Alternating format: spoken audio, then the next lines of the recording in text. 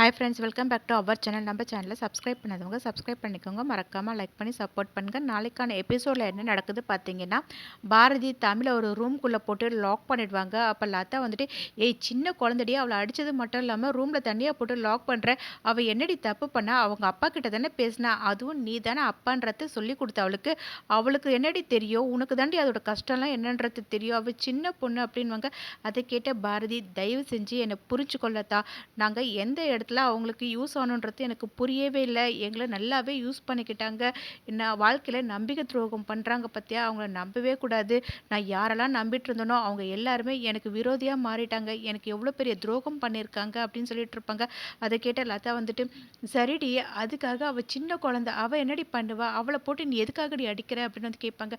அதை கேட்ட பாரதி, எனக்கு மட்டும் என்ன அவளை அடிக்கணும்னு ஆசையா? என்ன பண்ணுறதுன்னு சொல்லி எனக்கு வேறு வழி தெரியவே இல்லை.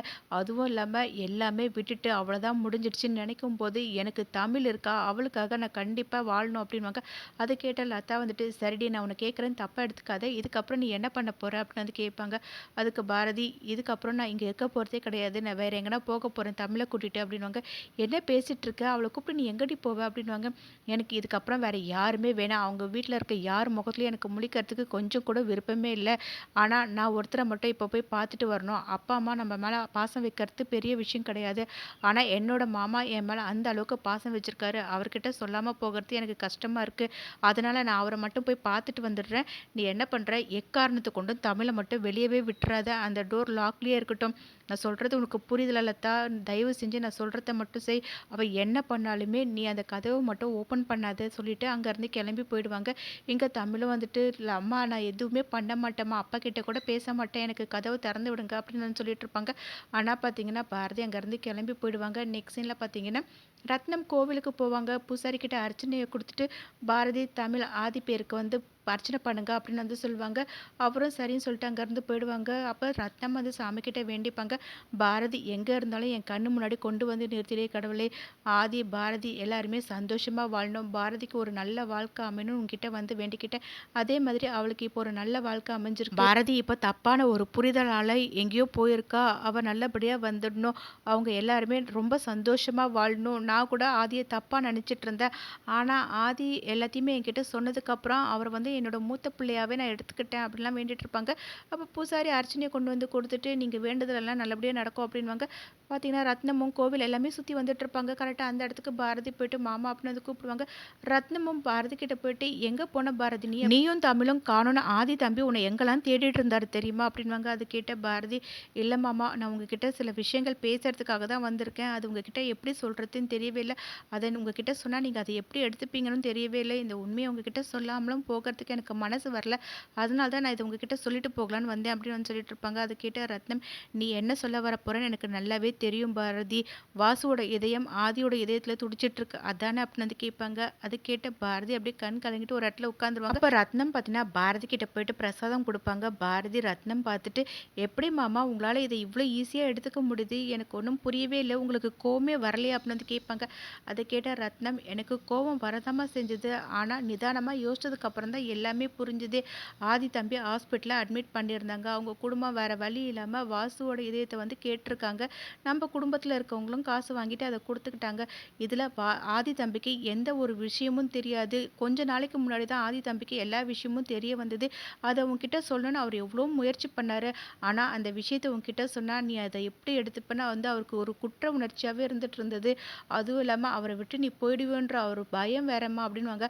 அதை கேட்ட உடனே பாரதி, மாமா நீங்கள் சொல்கிறது எல்லாமே வந்து சரியாக இருக்குன்னு வந்து உங்களுக்கு வேணா இருக்கலாம், ஆனால் என்னால் அந்த மாதிரி எடுத்துக்கவே முடியாது. எவ்வளோ பெரிய ஒரு துரோகத்தை பண்ணியிருக்காங்க, அதை என்னால் கொஞ்சம் கூட மன்னிக்க கூட முடியாது மாமா அப்படின்னு சொல்லிட்டு இருப்பாங்க. அதை கேட்ட ரத்னம், இங்கே பாரு பாரதி, உனக்குன்னு ஒரு நல்ல வாழ்க்கை அமைஞ்சிருக்கு, அந்த வாழ்க்கையை வாழாமல் அதை விட்டுட்டு அதுக்கப்புறம் அந்த வாழ்க்கையை தேடி போகும்போது நம்ம வாழ்க்கையில் எல்லாத்தையும் விட்டுட்டா மாதிரி ஆகிடும். அதனால் நம்மளை சுற்றி இருக்கவங்க தப்பு பண்ணும்போது நம்ம என்ன பண்ணுவோம், அவங்க தப்பு திருத்த பார்ப்போம். நம்மளே தப்பு பண்ணியிருந்தாலும் அந்த தப்பை நம்ம திருத்திக்க பார்ப்போம்லம்மா. அதனால் ஆதி தம்பி பண்ணது தப்பு இல்லைன்றது என்னால் புரிஞ்சுக்க முடியுது. அதே தான் நீயும் பண்ணணும். நீ அவசரப்படுறதுனால எதுவுமே நடக்க போறது கிடையாது. அது மட்டும் இல்லாம ஆதி தம்பி மனசறிஞ்சு எந்த ஒரு தப்பும் பண்ணவே இல்லன்றது என்னால புரிஞ்சுக்க முடியுது.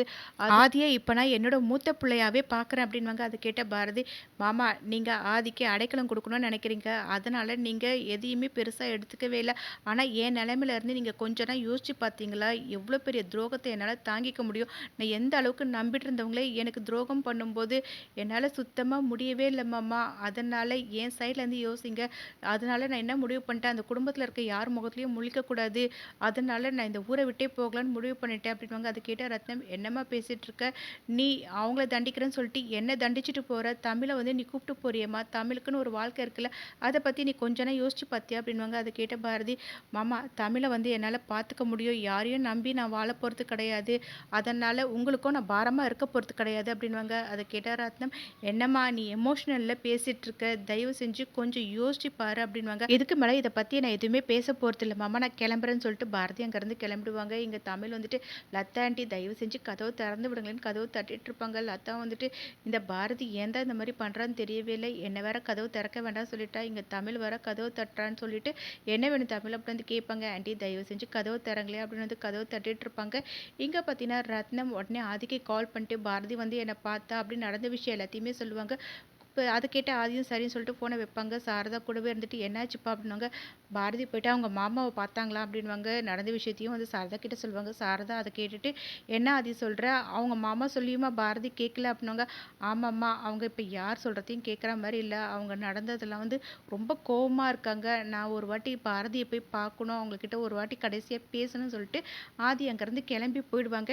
இங்க அறிவும், ஸ்வேதாவும் ரொம்பவே சந்தோஷப்பட்டுட்டு இருப்பாங்க. அப்ப ரவுடி கால் பண்ணிட்டு, "சார் இப்பதான் பாரதி அவங்க மாமாவ மீட் பண்ணிட்டு வந்தா. அத பார்த்துட்டு தான் இருக்கேன்" அப்படின்னு வந்து சொல்லிட்டு பிளான் எல்லாமே சொல்லிட்டு இருப்பாங்க. அத கேட்ட அறிவு வந்துட்டு, எல்லாத்தையும் முடிச்சுட்டு எனக்கு கால் பண்ணுன்னு சொல்லிட்டு ஃபோன வச்சுருவாங்க. அப்ப துரை வந்துட்டு, "இத இப்படியே விடக்கூடாது. நான் ஒரு பிளான் பண்றேன்" அப்படின்னுவாங்க. "எது பண்றதா இருந்தாலும் சொல்லிட்டு பண்ணியா?" அப்படின்னு வந்து அறிவு கேட்கும்போது, "நான் எதையுமே சொல்ல போறது கிடையாது. அந்த ஆதிக்கிட்டயும் அடி வாங்கிட்டு வரப்போறது கிடையாது. ஆனா நான் வேற ஒண்ணு வச்சிருக்கேன்னு" சொல்லிட்டு அங்கருந்து கிளம்பிடுவாங்க. இவன் என்ன பண்றான்னே தெரியவே இல்ல. ஆனா இவன் சொல்றத மட்டும் மாத்தவே மாட்றான்னு அறிவு சொல்லுவாங்க. அத கேட்ட ஸ்வேதா வந்து, "அப்பா அவன் எப்படின்னா போகட்டும். இந்த மொமெண்ட்ட நம்ம என்ஜாய் பண்ணணும். அத விட்டுட்டு அவன பத்தி நீங்க பேசிட்டு இருக்கீங்கன்னு" சந்தோஷப்பட்டுட்டு இருப்பாங்க. இப்படி இந்த எபிசோட் எண்ட் ஆகும்.